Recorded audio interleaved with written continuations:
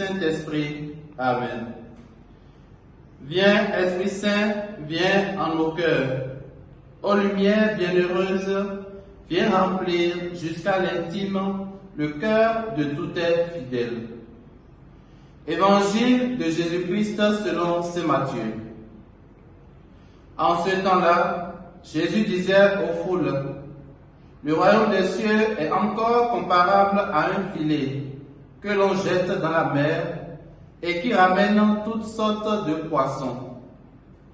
Quand il est plein, on le tire sur le rivage, on s'assied, on ramasse dans des paniers ce qui est bon et on rejette ce qui ne vaut rien.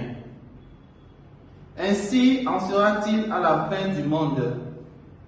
Les anges sortiront pour séparer les méchants du milieu des justes et les jetteront dans la fournaise. Là, il y aura des pleurs et des grincements de dents.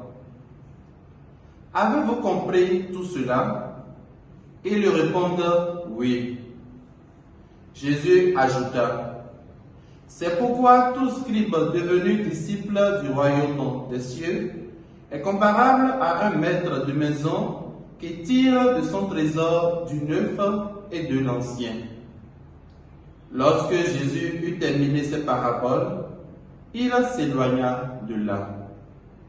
Acclamons la parole du Seigneur. Louange à toi, Seigneur Jésus. Bien-aimés dans le Seigneur, nous sommes aujourd'hui le jeudi 3 août 2023. Nous disons merci à Dieu pour ce nouveau jour qu'il nous accorde. L'Église fait mémoire aujourd'hui de Sainte Lydie.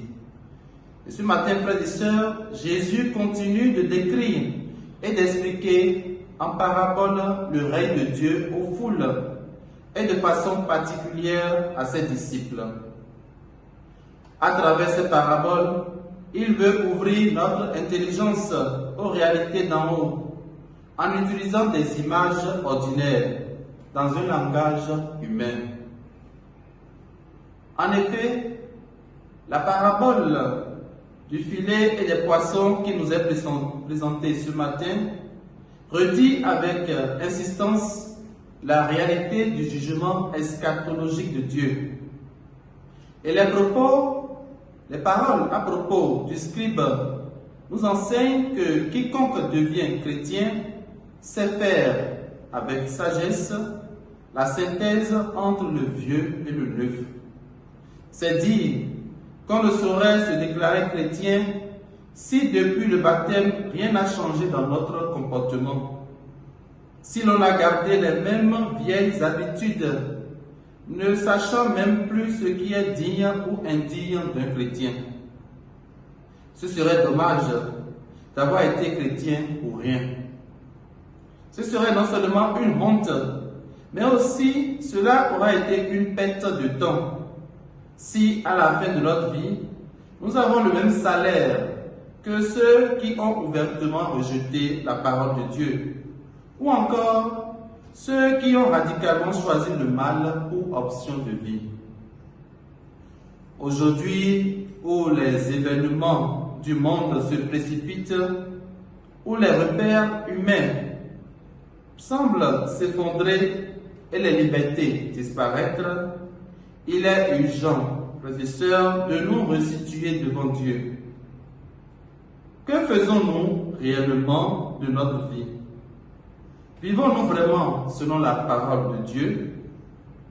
Vivons-nous véritablement en accord et en communion avec le Christ? Il est temps de retrouver les bonnes valeurs. Il est temps de retrouver notre dignité humaine et de respecter celle des autres. Il est temps de revenir à Dieu. Nul ne sait aujourd'hui de quoi sera fait demain. Nul ne connaît l'heure de sa mort. Sommes-nous prêts à paraître devant le Seigneur? Puisse Sainte Lydie intercéder pour nous et que la bénédiction de Dieu Tout-Puissant, Père, Fils et Esprit Saint descende sur vous et demeure à jamais. Amen.